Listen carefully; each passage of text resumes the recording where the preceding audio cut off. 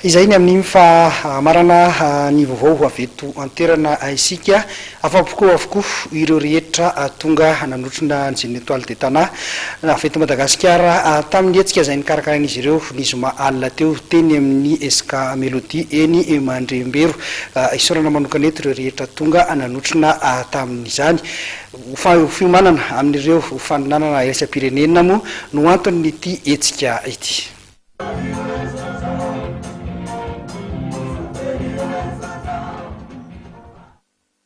Fomezana tanteraka ny lanonana izay nikarakarain'ny Jeune Étoile de Tana na ny Jetmata sekoly mampianatra ny baolina kitra teny amin'ny SK Mélodie Mandrembero ny zoma alina teo.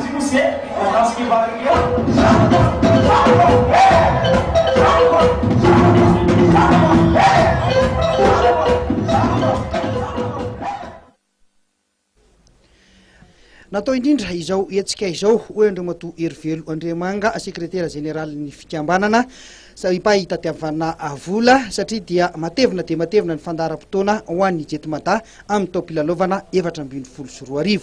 Eo aloha ny fahakalazana ny faharoa taona ny joroany ny Jetmata izany ka anafaran'izy ireo ekipa roa avy any Frantsa ao tonga eto Madagasikara anamariana izany taom-pahakalazana izany ka isan'ny ho avy eto Madagasikara ny ekipa voafatin'ny Douarnenez izay mpandray anjara amin'ny mondial pupille eo ihany koa ny ekipa ny Pontery.